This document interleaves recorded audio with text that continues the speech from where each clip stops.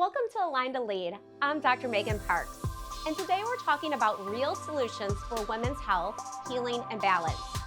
You're watching Now Media Television.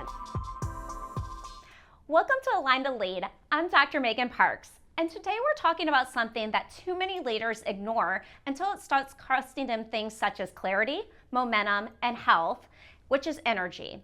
It's not motivation, it's not image, it's real capacity. Because if I'm trying to lead well while running on depletion, eventually that deficit shows up in my decisions, my communication, and the way I build my business.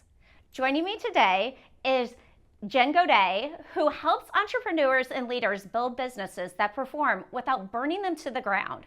Her work sits at the intersection of business, strategy, human performance, leadership, and practical AI.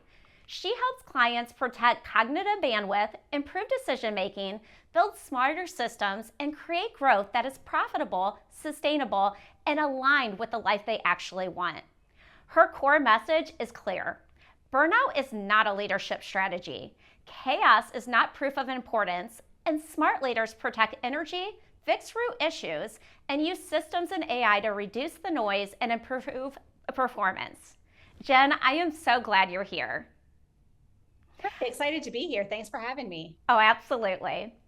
So I want to open up by reframing the way high performers think about energy. A lot of leaders still treat exhaustion like collateral damage, as if fatigue proves commitment. But in reality, depleted leadership is expensive. It slows thinking, it shortens patience, it increases reactivity, and it makes even stronger businesses more fragile. This segment lets me introduce Jen's core lens. Energy is not a wellness bonus. It is a leading input.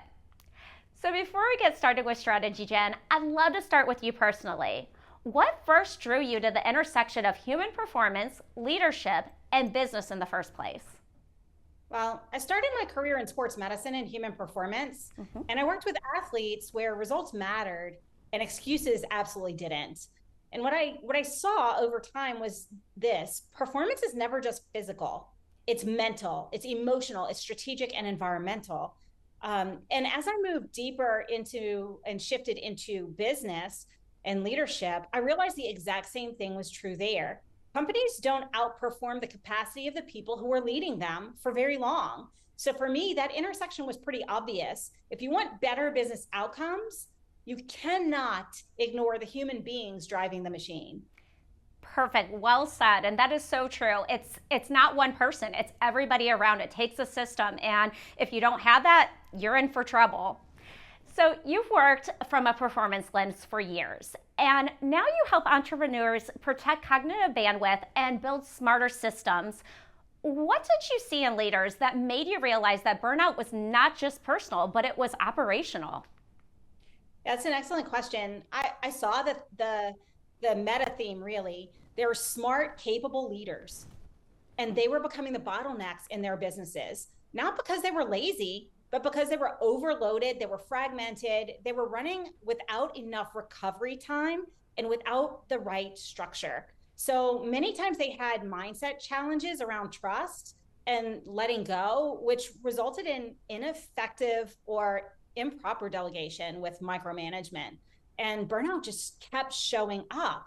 And what I was seeing was decision overload, or analysis paralysis, not failure to make decisions, poor decisions, and then really reactive communication and inconsistent follow through. So what I was seeing is that was breaking down, and then their teams seemed to be waiting on a leader who had too much on their plate, too much in their head, and couldn't really articulate clearly the direction of the business. And so that's not just personal burnout. What it created was operational drag. So when your leaders are fried, the business starts paying for it in speed and clarity and trust and profitability. And it occurred to me that this is a systems problem. It's not just a burnout problem, but it's truly a systems problem, and there is a solution. So very true. In your opinion, why do so many entrepreneurs still wear exhaustion like it's a badge of honor instead of treating it like an early warning sign? A badge of honor. Listen, hustle culture has been glamorized, and recovery is treated like a weakness or like a reward after you win the marathon and you exit your business. Folks, like, I'm a human performance expert. Recovery has to be built in, because if we don't build in recovery, everything that we are doing is for naught. So many entrepreneurs were taught that if you're tired, if you're slammed, if you're carrying all the things, that must mean you're important and committed. But the reality is, exhaustion is not a status symbol, and it's usually just a sign that something in the system's off. A lot of times it's lack of boundaries, it's poor design, poor delegation, too much noise.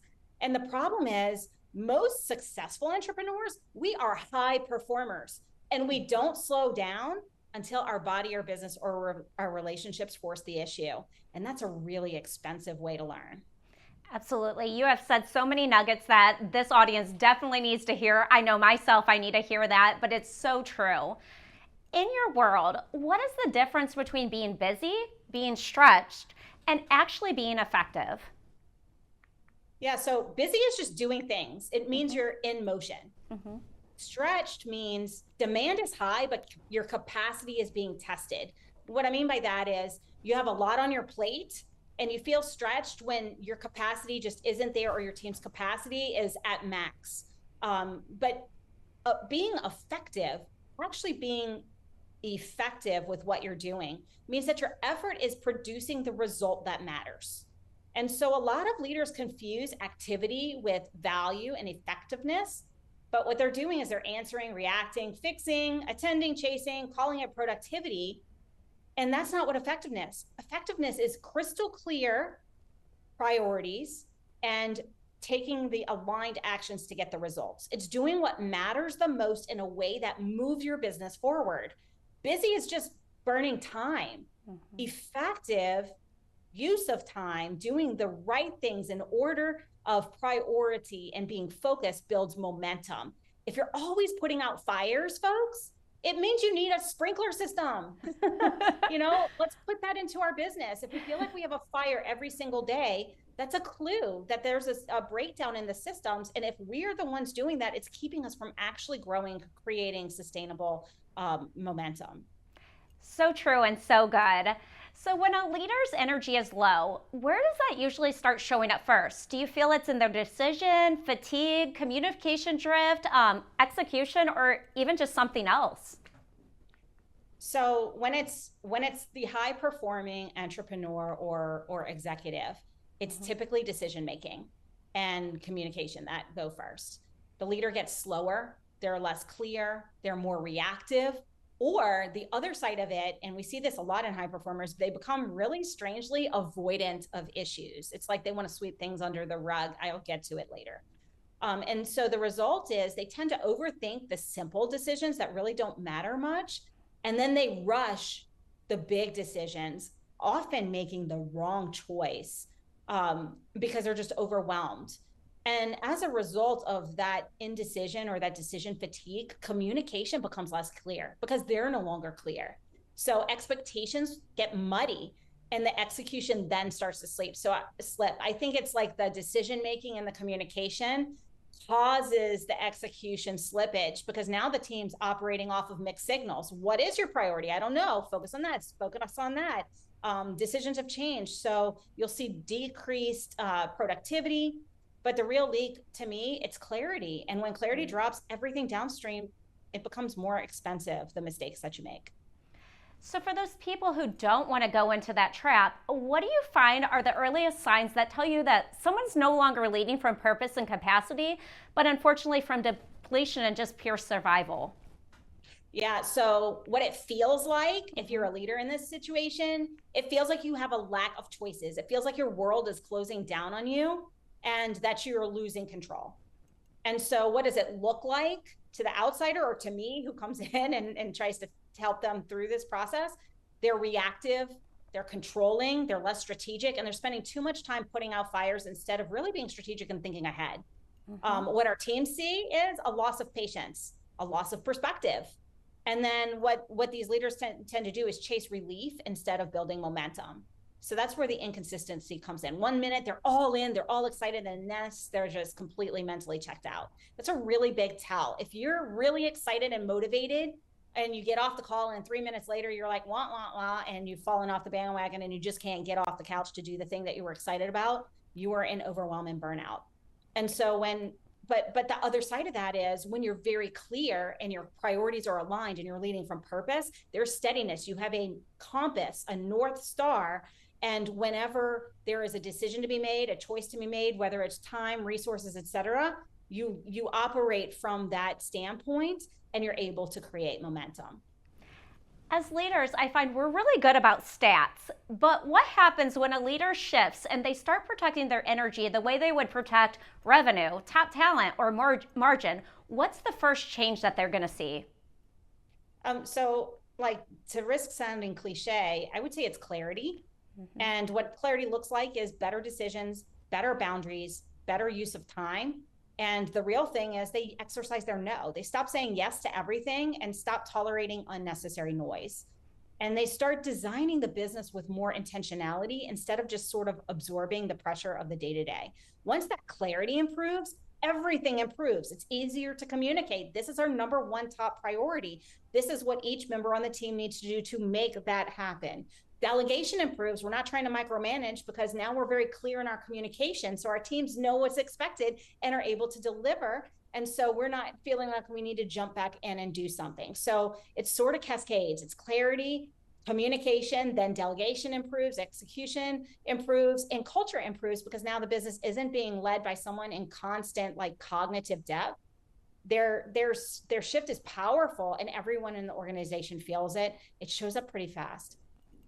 Thank you so much for that, Jen. That's really insightful. Coming up next, I want to widen the lens from personal energy to organizational impact, because what's happening on the inside, a leader rarely stays there.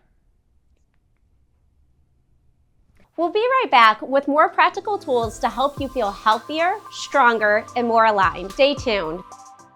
And we're back. I'm Dr. Megan Parks, and this is Aligned to Lead on Now Media Television. Stay connected to this show and every Now Media TV favorite, live or on demand, anytime you like. Download the free Now Media TV app on Roku or iOS and unlock nonstop bilingual programming in English and Spanish. On the move? No problem. Catch the podcast version at nowmedia.tv. Welcome back to Aligned to Lead. I'm here with Jen Gaudet, and I've been talking about energy as a leadership asset.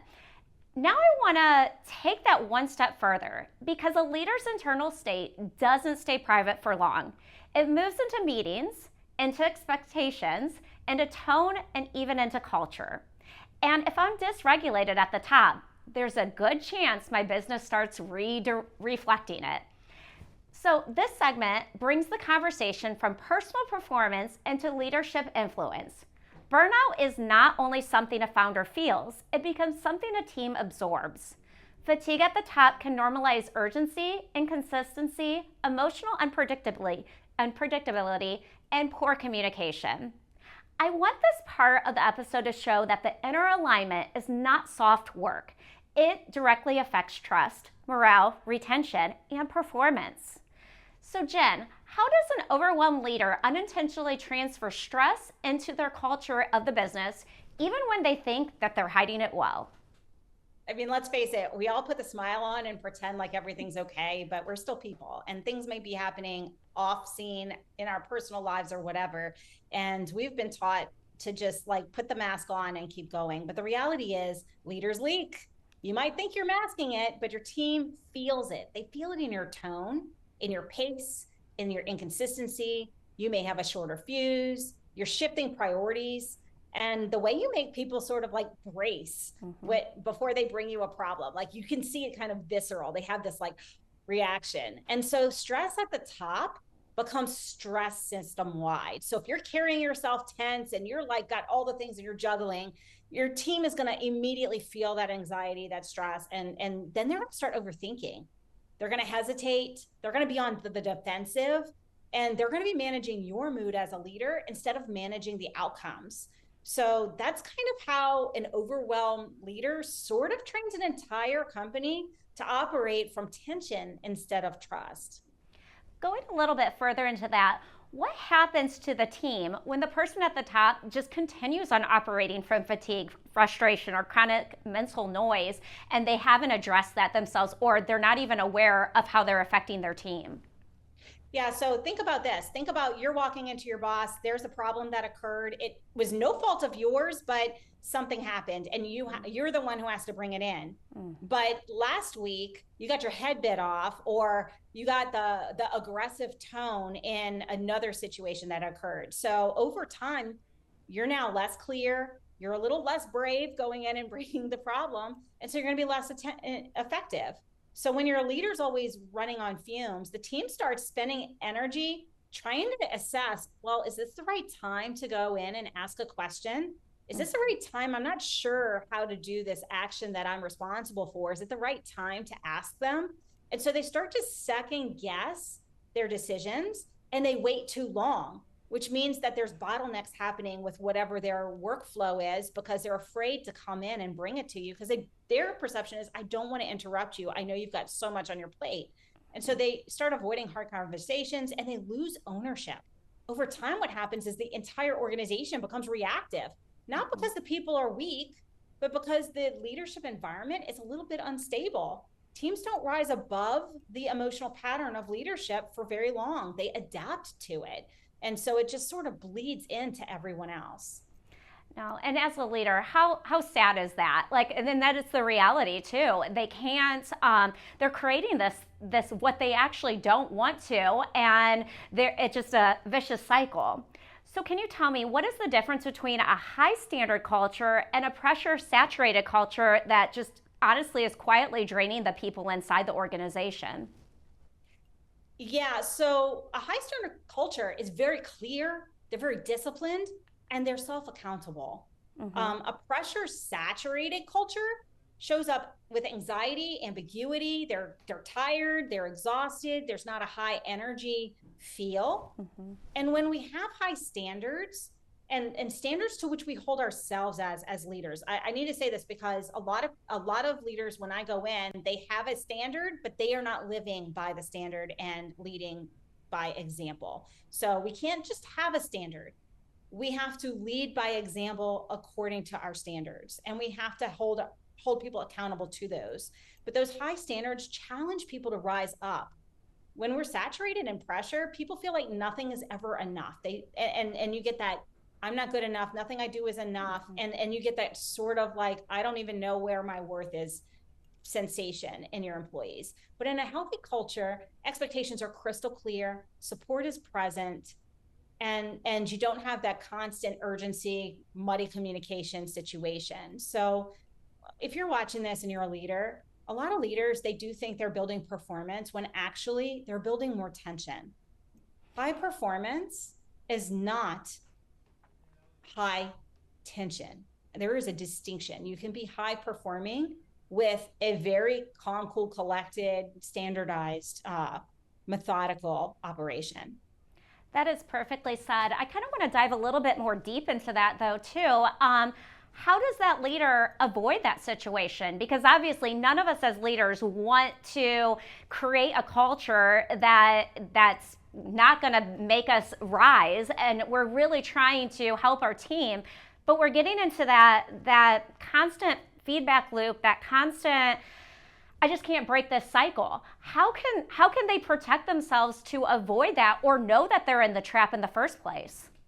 Yeah, so I mean, the easy answer is, if you feel like you're completely overwhelmed, that you're just one like you're juggling all the balls, and like you can't possibly take one more into your juggling, like that's a clear indication. If you feel like you're always putting out fires and you're always stressed and you can't seem to get past that, that's another indication that you're operating from this lower place, this tense, anxiety, stress, and pressure saturated place.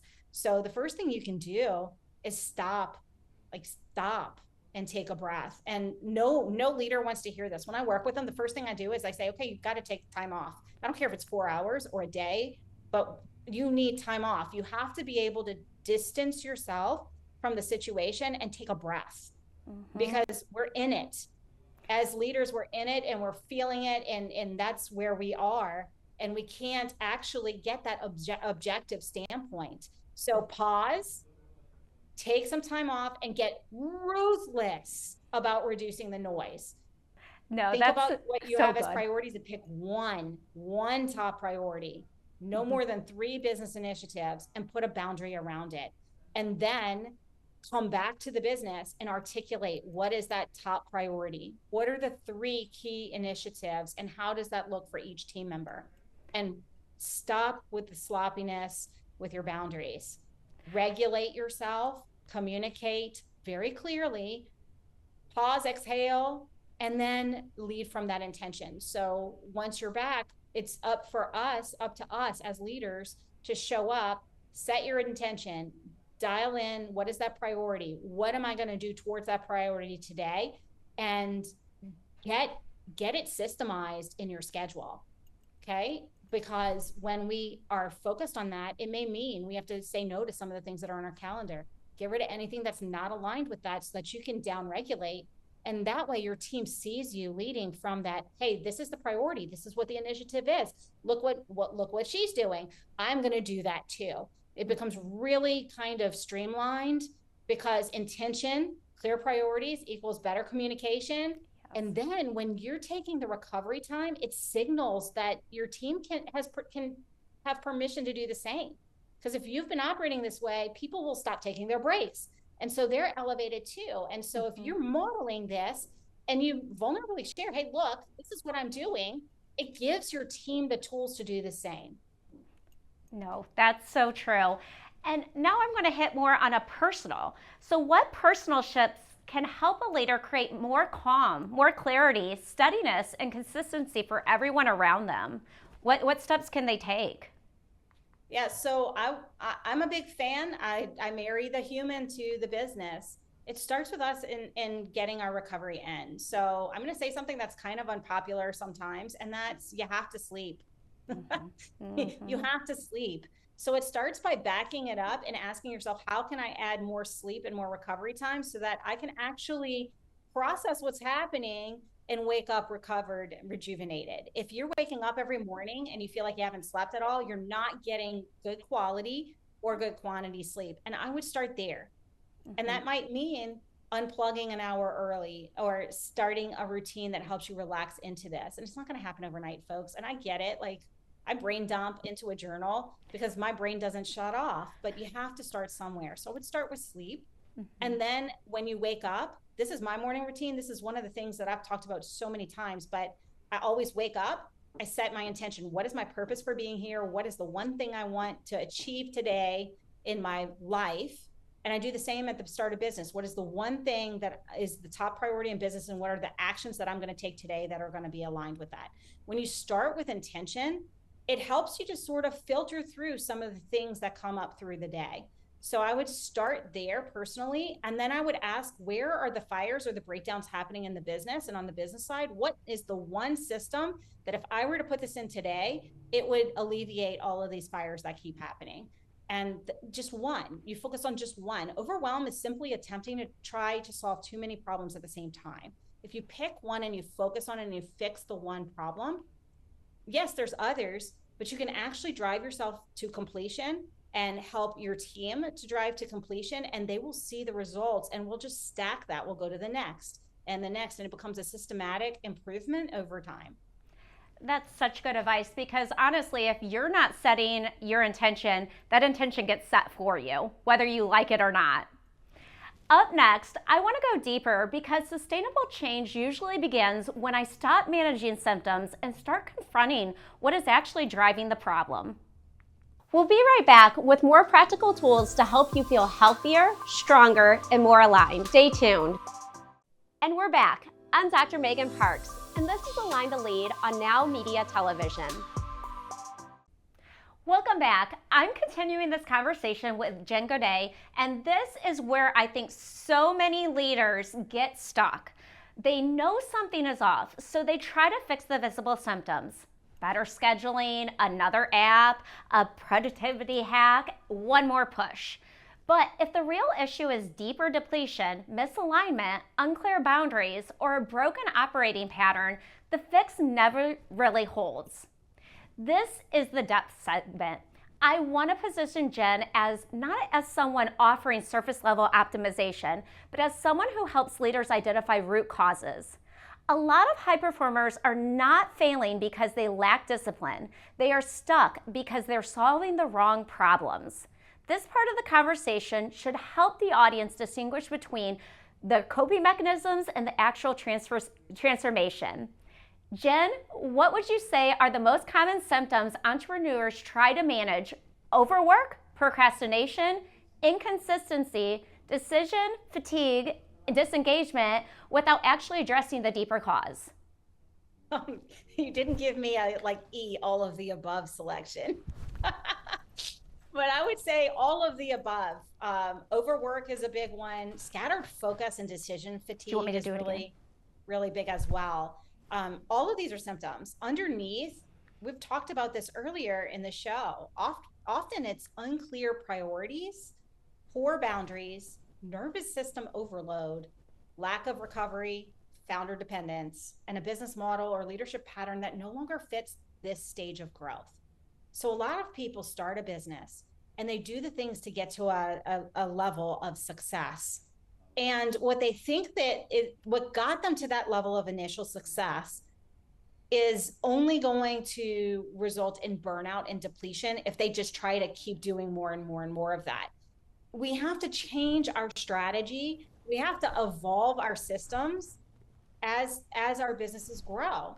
And so a lot of smart people have gotten to the stage and they just keep trying to double down, because we hear that, right? We hear double down, do more of the same, but we don't know what to double down on or what's working in this next phase. So what you really need is a systems upgrade, and you need to be very crystal clear about where are we going, what are the biggest problems in our business, and how do I unblock those stuck points, those areas where we're sort of blocked, with a system that's going to allow myself and my team to continue us in the growth pattern. That is so good. Why do you feel so many productivity fixes fail when the real issue is internal depletion, misalignment, or honestly, a leadership identity that no longer fits into the business? Yeah, we're seeing that a lot right now with AI. People are trying to lead the way they did 5-10 years ago. That kind of leadership is dead, folks. Like, now leadership requires us to be innovative. It requires us to foster a psychological safe space so that teams can fail forward. Like, the reality is, anybody who says they're an expert in this space right now is lying to you, because business and leadership have evolved so much. And now we're dealing with AI employees, if you will. So it's a virtual team. It's not just another spreadsheet. So the reality is, to get back to your question, why don't the productivity fixes work? It's because you can't hack a system that's fundamentally not working for your business anymore. So if you're depleted, if you're disconnected from what matters, or you're still operating like the business in its earlier stages, no app or color-coded calendar, and people can hate on me for this, is going to save you. Like, no hack will save you. Productivity tools only help when the foundation is sound. They don't fix your identity issues, your boundary problems, the leadership habits that are breaking your business. So you may be becoming a little more organized, but you're not solving the right problem. It's time to take a brutally honest look at yourself, your priorities, and understand where there is a misalignment in your business. No, I love that. And with that, it makes me curious. In the leaders that you work with, what root issues keep showing up underneath the visible chaos? Yeah, I mean, we've sort of beaten this into submission, but they're not clear what their priorities are. It's poor boundaries, it's lack of recovery, it's poor delegation. One of the biggest things I see is founder dependence, and it's baked into the business model. What does that mean, Jen? That means that me, as the founder, as the entrepreneur, every decision has to come past me. Everything that happens, I need to have my stamp of approval on. That is killing your business. We have to evolve our mindset and trust that we have hired people smarter than us to carry that torch and do things. And I just talked about this with a client this morning. letting go is one of the hardest things that we can do as an entrepreneur, because our blood and sweat and tears have built this business. And no one, literally no one we hire will ever do things exactly as we do with the same fire as us. So it's time for us to manage our expectations. And I think the easy thing to do is look at your week, and pay attention to what you're spending time on. Write it down. How much time are you spending on all the things? What tasks are repeatable, predictable, and happen regularly? Because if it's predictable, it's repeatable, it happens regularly in your day, that's something that can either be automated and or delegated. So that's a really good thing for you if you're in this kind of overwhelm. Look at that and write down the things that you need to stop doing. A stop doing list is so powerful, because as a leader and an entrepreneur in a growing company, if I'm doing all the admin tasks, I'm not utilizing my best use. My best use is, how do I grow the business? Period. End of story. If I'm doing the day to day, I need to remove myself. So that's really what founder dependence baked in is. We have to empower the people we surround ourselves with to make some of those decisions, so they don't have to come through us every step of the way. We don't have to carry everything, because that just creates chaos and bottlenecks. So I guess I would say what keeps showing up is not a capability issue. It's their operating system has to evolve with the business, both their personal human operating system and the systems that they need to scale. Guys, everybody should be taking notes on that. That is perfect. She gave us so many different ways to avoid different things, that different chaotic things, but she also gave us ways to really find the problem, really get it, and to help our team. I'm going to shift now into the AI space. Since you've hit it, we can't practice the same way that we practiced 5 years ago. So where can practical AI and smarter systems generally help reduce the noise, and where do leaders misuse the tools because they're still avoiding the root issues? Yeah, so I use AI, full disclosure, all day long in all of my businesses. I have AI businesses. I am a partner in an AI agency where we provide tools that help entrepreneurs in this way. Um, and so I would say that AI is really great for reducing mental clutter. It's even better at helping us speed up analysis. It improves our decision support. AI brings so much information and puts it into a way that we can look at it, and have more data in front of us to make a better more informed decision. So it kind of improves our decision support. We can also leverage AI to tighten our workflows and to help our teams move faster with more consistency. So absolutely, does it and can it reduce noise? Yes. But it gets misused a lot when leaders try to automate what they're doing, but they're confused, they're not clear, they don't have a very clear understanding of the extent of the process that they're trying to automate. And so what happens is you have a broken process, or you're missing steps, your priorities are unclear, or the team doesn't know how to execute. And all that AI does when you're in that scenario is help you make a mess faster. So tools are really powerful. They are not therapy. They are not leadership.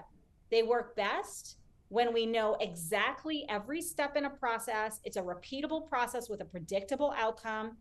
And the most important part is we know when not to use them. And AI should never replace our strategic decision making, because that truly should remain with the humans. So it's kind of an interesting time that we're in, but it's forcing us to look at what we're doing in our systems, because we can't automate, we can't delegate, we can't get things off our plate if we can't hand a book over to a human and them know exactly step by step without coming to us every step of the process. Then that AI isn't going to do what you want it to do. Such a good point. That is a really good point. point. Mm-hmm. And honestly, I feel like that stems from real transformation. And going into real transformation, what does real transformation require that quick fixes just truly never can get? Now you're in my superpower. Brutal honesty. I love that. Brutal honesty about who you are, how you're operating your business, what's right, wrong, and what needs to be up leveled. It's real transformation is about pattern recognition and the willingness to change how you as a leader operate, not just what app you use. Because I'll tell you that 99% of the time, the real source of friction is being unwilling to let go of habits that worked before but are now costing you. Quick fixes sound nice. Everybody wants AI to be a, magic bullet, and they're appealing because they don't mean anything. Everybody wants a magic pill to fix everything.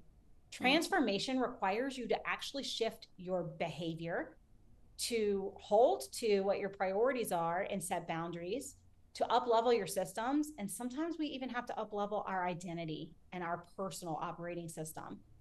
Because if we don't, we just stay stuck in who we are, or who we are to get to where we are. And that's why we can't get to that next level.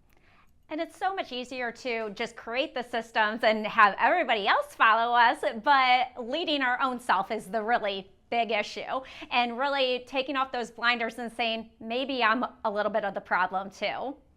Yeah. In our final segment, I want to leave people with something practical and hopeful. How to rebuild motivation and momentum without falling right back into the habits that caused the burnout in the first place. We'll be right back with more practical tools to help you feel healthier, stronger, and more aligned. Stay tuned. And we're back. I'm Dr. Megan Parks, and this is Aligned to Lead on Now Media Television. If you want more episodes like this, you can watch Now Media TV live or on demand. Download the app on Roku or iOS and catch the podcast at nowmedia.tv. Welcome back to our final segment of Aligned to Lead. I'm here with Jen Gaudet, and we've talked about energy, culture, and root cause transformation. Now I want to finish with the question a lot of leaders basically quietly carry. Once my spark is gone, how do I get it back without going right back into overdrive? So I want to start this last segment, and I want it to feel practical, grounded, and hopeful. Motivation does matter, but not in the performative way people talk about it online. Real motivation is easier to sustain when my life, my business, and my leadership patterns are no longer working against me. This is where the audience gets a healthier model for rebuilding momentum. Jen, when an entrepreneur loses their spark, what is the most common mistake that they make when trying to get it back? They try to force it. They pile on more goals, more pressure, more hustle, and a little bit of caffeine, because isn't that why they invented coffee? So that we could do more. And then they call that motivation. But the reality is the spark went out because the system was draining them. Pushing harder only throws more fuel on that fire. And that's a problem. So motivation isn't recovered by adding more intensity, folks. Yes, for the people in the back, motivation is not recovered by adding more intensity. It's recovered by removing what's creating friction, and that allows you to reconnect to your clarity, your purpose, your passion. So most people do the opposite. Today's the day that you know that if that's what you've been doing, stop, press pause, and reconnect with what is getting in the way, what is causing the friction, and remove that. Great point. And I feel like many times as leaders, we just constantly want to just keep pushing. We just need to do more. Obviously it wasn't working. I just need to work harder. However, with that being said, why does pushing harder usually make burnout worse instead of solving it? Well, burnout's not a sign you need to squeeze more juice out of that lemon. It's kind of a sign that something's broken in the way that you're operating. When people are pushing harder from depletion, all you're doing is you're feeling resentment about it, you're increasing your stress, and as a result, your thinking narrows. And what happens then is you make worse decisions, and then you drain the little capacity that you had left, and you're reacting all the time instead of improving your performance. So the answer, it's not more effort, it's a better design, a better recovery, and a smarter way of leading. So what do I need to do in my business? What operating system? What do I need to change to support where my business is today? And then build some recovery time. I call it white space. I'm a huge fan of building white space into your calendar. And we talk about this. You should always have, as an entrepreneur, and I understand if you're a solopreneur and you wear all the hats, I get it. We've all been there. But you have to set aside, even if it's just 15 minutes a day in your workday, for strategic thinking and solve one problem in your business. Because if you do that, or you brainstorm how to solve one problem. And then the next day you use that time to actually start to solve that problem. Maybe it's researching what is the system, whatever that looks like for you. When you have that time set aside, you're able to focus on working on the business and actually get out of the rut that you're in. The other side of this is white space is there. So you can just have time for your brain to relax and rest and actually foster that recovery that you need. And sometimes when we step away, this is why when you go on vacation and you come back, all of a sudden everything you see so much more clearly. It's because you let it go and you actually got the recovery you need. So try building in a little bit of recovery every hour and do something like a little movement snack. Maybe do some squats or walk to the water cooler or walk around the block. Like change your body movement a little bit every hour and build in that little bit of white space to give your brain a break so that you can come back with fresh eyes. I love that. That is such a great way to teach people how to reconnect with their drive in a way that's healthy and sustainable, and it's not fueled by panic. So, how would you say you help leaders rebuild momentum without recreating that same habits, the same expectations, the same operating patterns that drained them in the first place? Well, I'll tell you, it starts with being brutally honest about what's draining you, because a lot of people will not say that up front, or like it's really hard to look in the mirror and say, hey, I'm the problem. But the reality is almost all the time we are the problem in our business and the bottleneck. Mm-hmm. So it really is, it starts with looking at the whole operating system, everything that is our business, not just our to-do list. Okay. Mm-hmm. And then setting very clear priorities. If we are bleeding money and we have tons of leads, but we're not closing them, we need to fix our sales process. How do we close more of the leads that are coming in? Mm-hmm. If we're selling a $2 hamburger for $2, but it costs us $2.50 to make that hamburger, we're always going to lose money. So we need to look at our operating expenses. What do we need to do? Do we need to raise our prices? We have to solve the problems with prioritization that makes sense. So look at the system, clean up your priorities. Remember, one top priority, no more than 3 initiatives. And then ask yourself, how do I reduce my business's dependence on me? This means delegating. This means trusting our people. This means simplifying our workflow. It means building better decision support. And yes, AI is a great tool to use for this. But it's all about looking at us and how we're leading ourselves. Because if we keep the same habits of overcommitment, of reactivity, of poor boundaries, the burnout is just going to come back wearing a different coat. Sustainable momentum really comes from clean systems, better leadership, and up-leveling every step of the process. You've hit upon boundaries quite a few times, and I love that. And so once that leader actually can get their motivation back, how does boundaries help them succeed? Yeah, so boundaries protect your energy. We started on the energy conversation. Energy protects your motivation. So boundaries are literally the fence around your energy, if you will. Imagine a fence in your house and you put your dog out and your dog is able to be in your yard, but he doesn't get out of your yard because you have that fence around it. But if you have only the studs every 7 feet, instead of a clear fence that's keeping him in, he can get out and go elsewhere. The same thing happens with us. If we have leaky boundaries, then our energy is leaking out everywhere.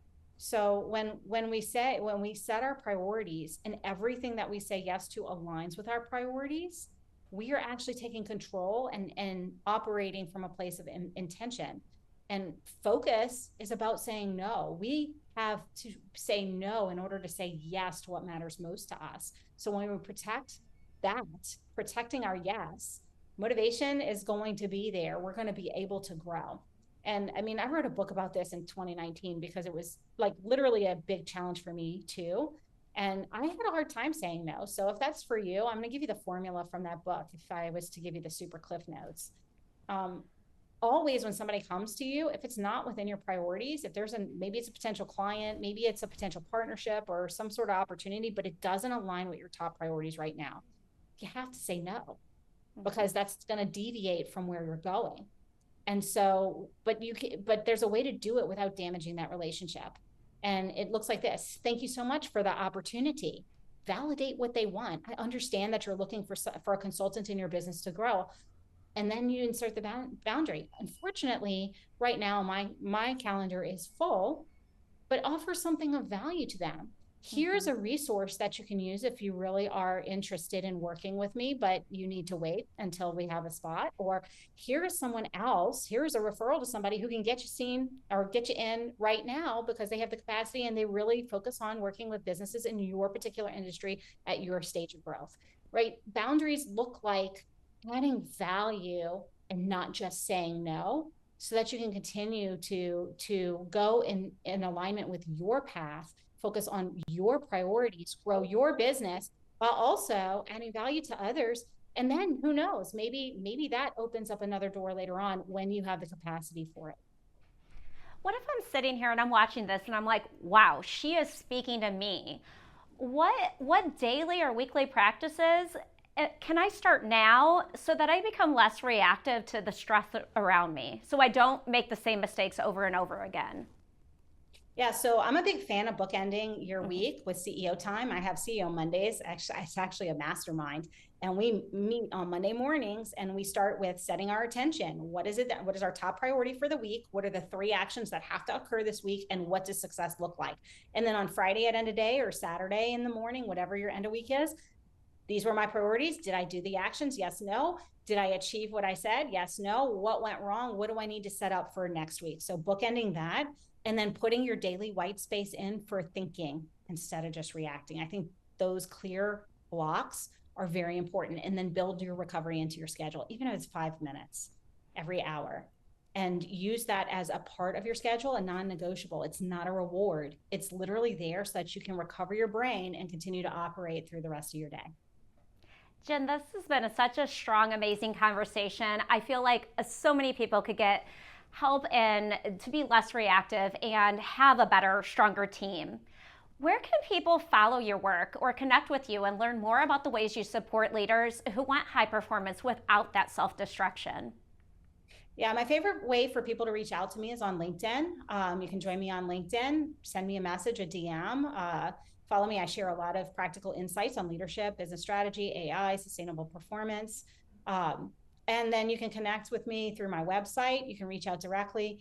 I host Power CEOs and Vital Signs here on Now Media. Those are all great opportunities for more value.